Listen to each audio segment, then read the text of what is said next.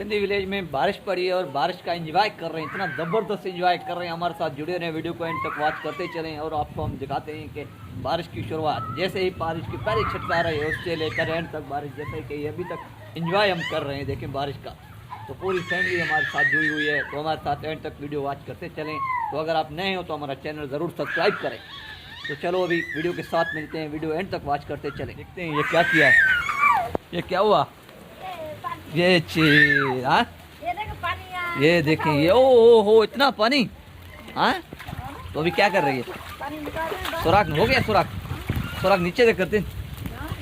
हाँ छोड़ाओ नीचे से सुराख करो पर निकल जाए। ये देखें पानी। तो आजा जायदा से पूछते हैं बारिश का एंजॉय जो इसने किया है, बारिश कैसी लगी है। हाँ क्या हुआ, बारिश का एंजॉय कैसे हुआ है।